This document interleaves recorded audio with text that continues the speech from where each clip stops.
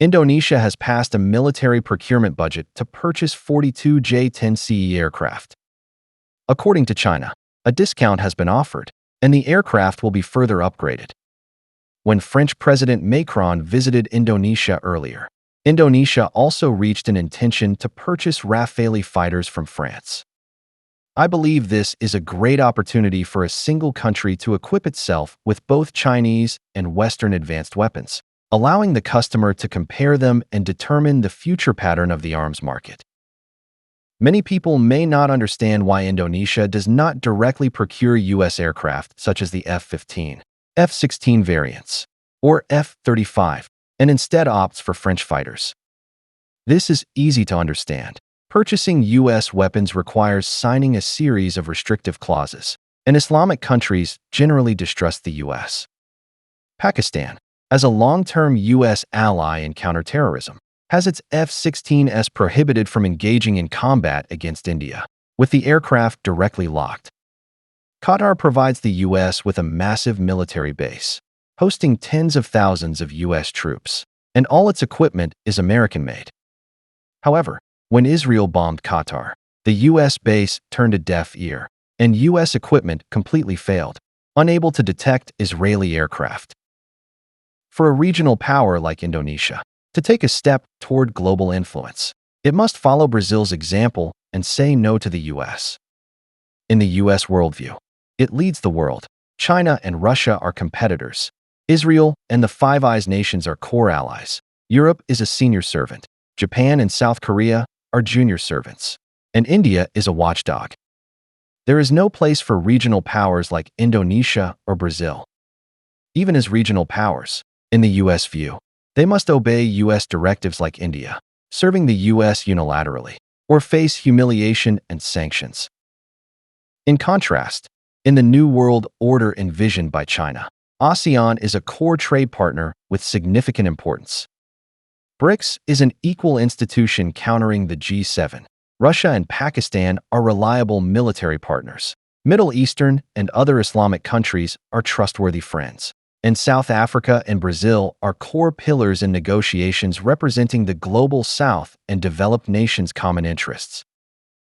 From Indonesia's perspective, the U.S. hopes Australia will lead the region, acting as a regional sheriff.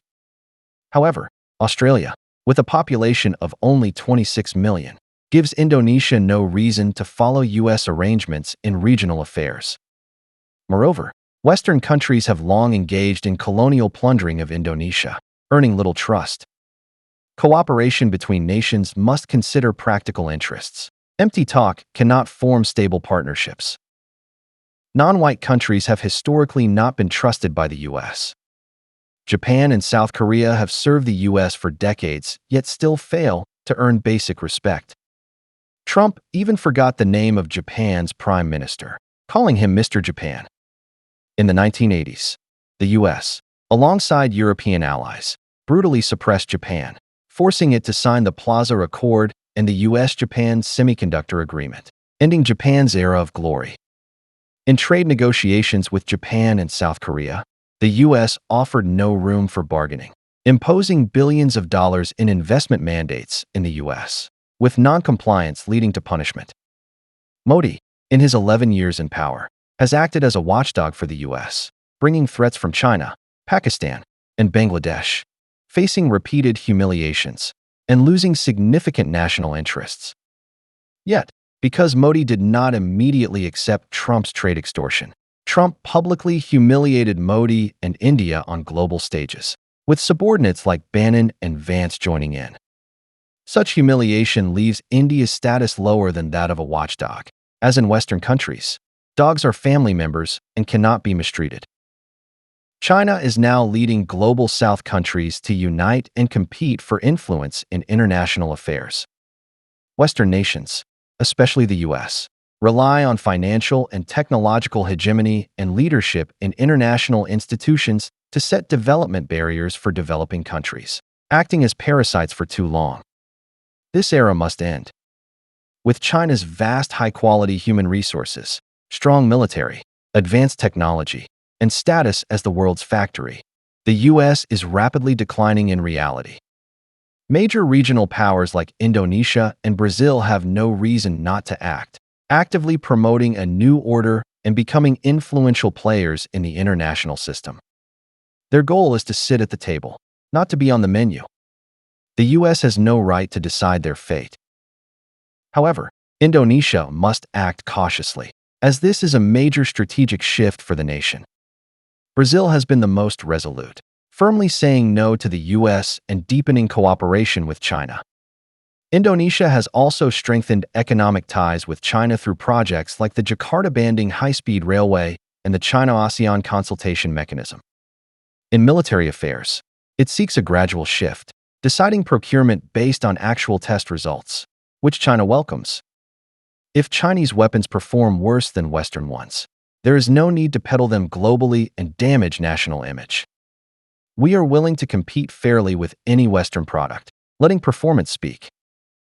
Additionally, some media reports indicate Bangladesh has decided to procure China's J-10, alongside JF-17, to build air forces against India.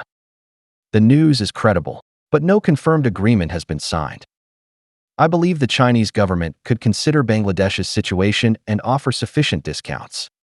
China should abandon illusions of changing India through dialogue. India, a patchwork nation, inherited Britain's colonial expansionist path at its founding, and its elite remain immersed in the illusory glory of a borrowed empire. Unless thoroughly defeated, it will not abandon its expansionist path. Negotiating anti-corruption with such a country is meaningless. Uniting with Pakistan, Bangladesh, and other South Asian nations to eliminate India's security threats is the only solution. Finally, I hope you, the people of Islamic countries, can face your own issues and unite. You must distance yourselves from radical religious forces to build a civilized international image while standing together to say no to forces that truly harm Islamic nations.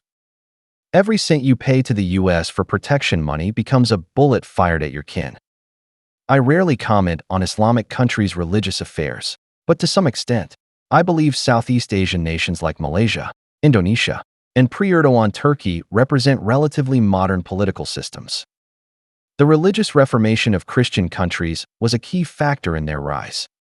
You must firmly reject the dregs of your religious culture, improve internally, mend historical rifts and mutual hatred, and truly unite to earn global respect.